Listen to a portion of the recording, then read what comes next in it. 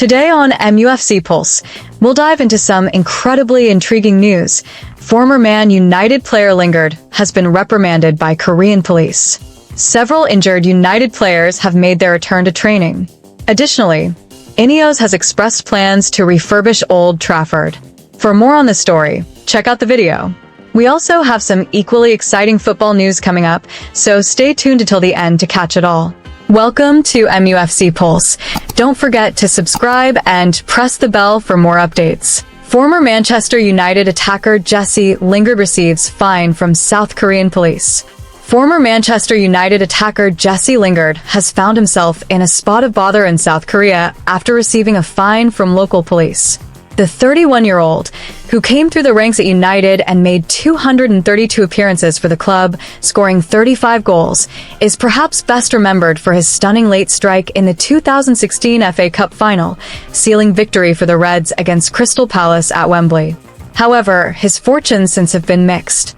After an impressive 2017 to 2018 season, Lingard's influence began to wane at Old Trafford, and in 2023, he was released from the club. In a surprising turn of events, he signed with South Korean side FC Seoul earlier this year, hoping to reignite his career. Though his start at the K-League club was shaky, with heavy criticism from his coach, Lingard soon found his footing, earning a regular spot in the team and even the captaincy. But things took another unfortunate twist for Lingard recently. He landed himself in hot water with the South Korean authorities after sharing a video on Instagram of himself riding an e-scooter through the streets of Seoul.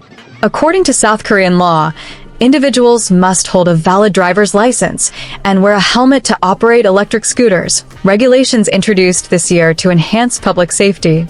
Lingard, however, neglected both rules, leading to an investigation by the police. Lingard quickly issued a public apology on social media, explaining his mistake. "I didn't know about the helmet or license rules," he said. "In England, and probably in Europe too, you can just grab a scooter off the street and ride it. Anyone visiting South Korea needs to check the rules. It can be dangerous. Safety first for everyone, and I definitely won't do it again." While his apology may have softened public opinion somewhat, it didn't spare him from the law. After concluding their investigation, South Korean police handed Lingard a fine of 190,000 won, around $142, for riding without a license. There were concerns about whether Lingard had been under the influence of alcohol or drugs at the time, but due to the delay in the investigation, it was impossible to test him accurately. This incident caps off a difficult week for the former England international, who was also recently mocked by an opposition player after they mimicked his famous celebration following a late winner against his side. It's been a challenging chapter in Lingard's career, but he'll be hoping to move forward positively from here. Positive update from Manchester United. Injured players make their return to training. Good news is on the horizon for Manchester United, as manager Erik ten Hag has revealed that Rasmus Hojlund and Mason Mount are close to returning to action. Danish striker Hojlund has been sidelined for nearly 2 months after suffering a hamstring injury during United's pre-season tour, while midfielder Mount has missed the last 3 matches due to a muscular issue. Their imminent return will be a welcome boost for ten Hag's squad. It's great news, ten Hag shared during Thursday's press conference. Both players are back on the pitch, participating in team training. Now, it's a matter of assessing if they're fit enough to start. But I'm really pleased to see them back with the team. We have a busy schedule ahead, and having them available again is a big positive. Their return comes at a time when United's confidence is growing. Ten Hag's men have secured back-to-back wins in the last week, including a 3-0 Premier League victory over Southampton and a commanding 7-0 thrashing of Barnsley in the Carabao Cup. The goals were flowing, with Marcus Rashford and Alejandro Garnacho netting 3 each, while Antony added a penalty. "It's important for strikers to find the back of the net early in the season," Ten Hag remarked. "Scoring builds belief, and we've now got a few players getting on the score sheet. That only strengthens their confidence, and I expect more goals to come. It's a positive sign for the team." Antony, who made his first start of the season against Barnsley, took full advantage of the opportunity by contributing a goal. Ten Hag was quick to emphasize that every player must be ready when called upon. Every player needs to be prepared. You have to train hard and earn your place. When the moment comes, you have to seize it.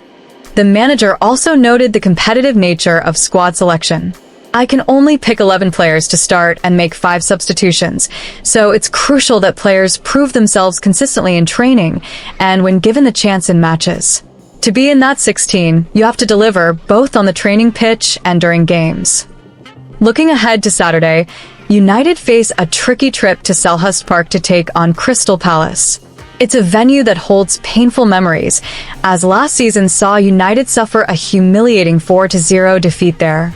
But Ten Hag is determined to avoid a repeat of that performance. "We know what to expect in South London," Ten Hag said. "It's always a tough, aggressive environment, but this time we're in a much stronger position. Last season, we had injuries and players who weren't fully fit. Now we have a strong, fit squad with 18 players ready to step up and meet the challenge." Manchester United owners INEOS rethink Old Trafford redevelopment with bold new stadium plan. In a surprising turn of events, Manchester United's owners, INEOS, are reportedly reconsidering their plans for the future of Old Trafford. Sir Jim Ratcliffe, who has previously spoken about the need for a new stadium, is now at the heart of discussions that could see the historic ground either completely redeveloped or demolished in favor of a state-of-the-art facility. The idea of bulldozing Old Trafford is one that has stunned fans, given the iconic 114-year history of the stadium.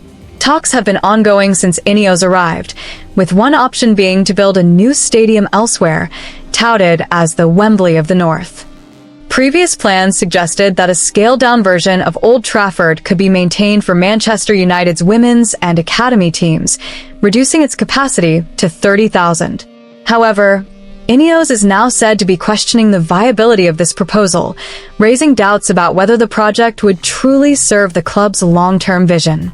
According to reports from the Daily Mail, Manchester United are close to abandoning the idea of redeveloping Old Trafford in favor of constructing an entirely new stadium next door. The logistical and financial complexities of downsizing Old Trafford while simultaneously building a new ground are reportedly causing concerns among club chiefs. The estimated cost of the new stadium is expected to be around £2 billion. The proposed second stadium plan, which would involve keeping a smaller Old Trafford, is now seen as a massive undertaking that might not justify the effort. The restoration of the old ground would be a complicated and expensive process, leading to a growing preference within the club to focus solely on the new stadium project. The idea of having 2 stadiums in close proximity is beginning to lose traction. With the decision yet to be finalized, fans are left wondering whether they will soon say goodbye to the stadium that has been the heart of Manchester United for more than a century. While the thought of a modern, world-class venue is exciting, the potential loss of Old Trafford and its rich history adds a bittersweet edge to the ongoing discussions. For now, all eyes remain on the future of the Theatre of Dreams. Hit that like button, subscribe, and let us know in the comment your opinion.